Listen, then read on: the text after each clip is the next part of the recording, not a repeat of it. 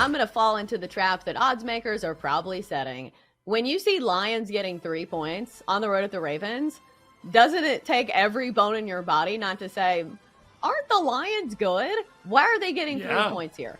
I understand the line here, and I think it's because we have a pretty long injury report for the Lions, and the Ravens are starting to get healthier. But still, this is a Lions team that in the market has not gotten the respect. If you look at the trends here, the Lions 7-1 against the spread dating back to last season and have been good as underdogs. You remember the first game of the season? They're perfectly capable of going on the road to a hostile environment and picking up the win like they did first game of the season on the road at Arrowhead. Meanwhile, the Ravens as favorites have been far from trustworthy so far this season. 2 outright losses as favorites over a field goal. So if you're giving me a field goal with the Lions, I think this game's going to be close. I think this game's going to be exciting. I think there's a good chance that the Lions win, especially a team that's been great on all aspects. A top 10 defense, an offense that's putting up the 3rd most yards per game.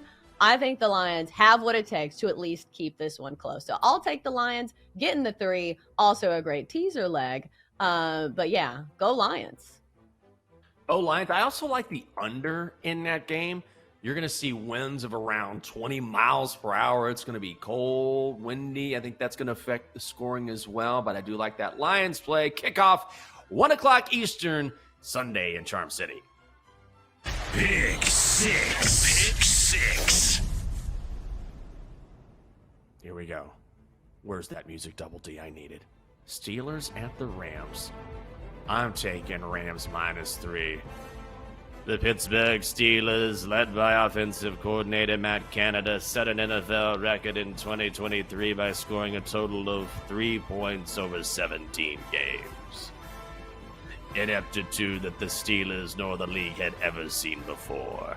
I just can't even look at the Steelers. Tip of the cap to Mike Tomlin. I don't know how the hell these guys are actually tied for second place in the AFC North. But here we are. This line went to 3.5 for like a hot second this week and immediately went back to 3. The numbers don't lie. Pittsburgh is the worst team in the red zone in the National Football League. The Rams look much better on offense with the return of Cooper Kupp, and this might be hard to believe. I know when you think of Pittsburgh, you think defense.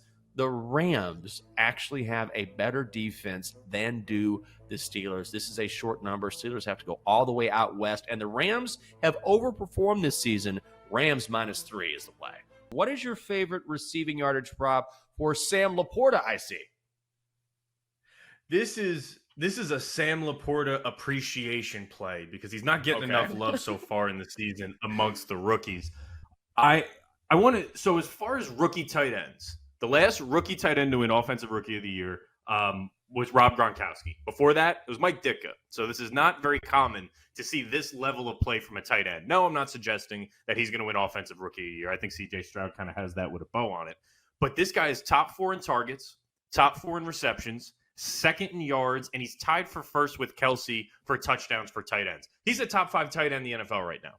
Now, this number seems disrespectfully low, and I think it's an overreaction to this Baltimore defense. This Baltimore defense has been, oh my God, so awesome through the first 7 weeks. Well, I question the validity of that defense. They get C.J. Stroud in week 1, first game he's ever played. They get a hobbled Joe Burrow, Dorian Thompson-Robinson, Gardner Minshew, Kenny Pickett, and a Tannehill, Malik Willis mix over in London. I'm not sold on the Baltimore Ravens defense this week, and it's going to be a little bit windy up the Eastern Seaboard. It's not going to be any rain on Sunday, but a little bit windy. I think Laporta, you can make the case, is the wide receiver 1 in this offense certain weeks. Now, there's no David Montgomery. Last week, he goes out early. Jared Goff throws a season-high 44 times. This is 4 catches for Laporta. He's averaging 11.2 yards per catch. So I'm playing the over 41.5, and I've been having some success with these alt lines. I'm taking 50+ at plus 145. I'm taking 75+ at plus 475, but you're going to bring that unit size down when you go up the ladder. All right, let's do a little rivalry matchup in the SEC, where we have Rocky Top visiting Tuscaloosa, number 11 Alabama hosting number 17 Tennessee. A total that has dropped from 48.5 to 47.5, and I'm going to follow the money there. I'm hitting the under between these two teams whose offenses really haven't come to play as much this year as they did last year. Last year, a high-scoring affair. These two teams are worlds apart from those teams in the past. Let's start with Tennessee. Tennessee has hung its hat on defensive metrics this year. Top 10 in sack rate and top 15 in just about every defensive metric. They will be able to get some pressure on Jalen Milroe here. Jalen Milroe is probably the better quarterback here. Joe Milton has had real issues with explosive plays, and that lends itself to the under. I think Tennessee is going to try to run the ball a little bit. And speaking of trying to hold on to the football, head coach Nick Saban was on Pat McAfee yesterday and said the key to stopping offenses that try to pick up the pace and run that high-tempo offense is to play ball control and keep the offense off the field. So I think that's what Alabama is going to try to do. Tennessee has been a cash cow to the under this season, 4-1 to the under. Let's follow that trend. Under 47.5 between Tennessee and Alabama. Chelsea, I really like that. I think it's a very good handicap. I was going to say Tennessee plus 8.5, but I think the under is the play. And I love that you included something that Nick Saban said, because sometimes those are sort of residual things that you don't necessarily hear before you handicap a game. So that makes me like it even more. Tide and Vols kicking it off at 3:30 Eastern in Tuscaloosa on Saturday. Pick six. Pick six. Okay, I am betting this game for fun. Guys, Minnesota is taking on number 24, Iowa. The total is set at 32.5. I'm hitting the under. If you don't like this game, you're a communist. How can you not love a game with a total this low? This opened at 36.5. I got it early in the week at 34.5. Now it's down to 30.5 in some places.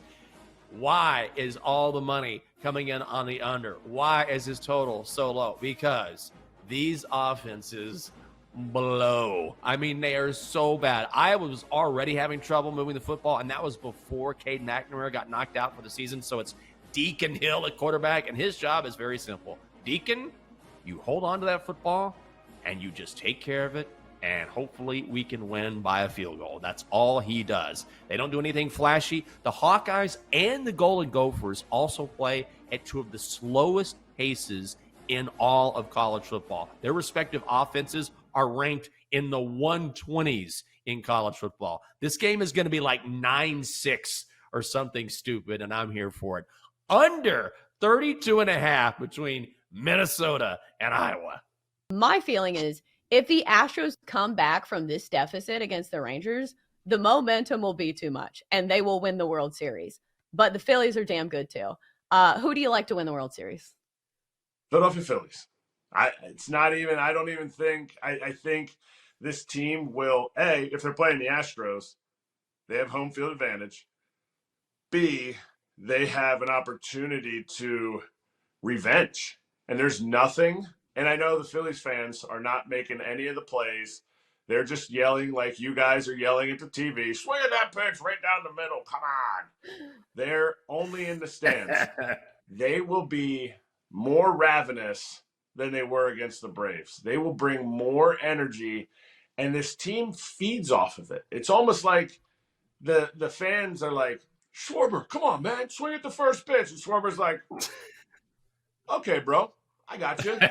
Dinger and Harper, he feeds off of that. I think while the Astros could come back, people will just look at it, fans will just look at it as, whatever, this is what they're going to do. And the Astros have never believed that they were the underdog. They've believed in themselves the entire year.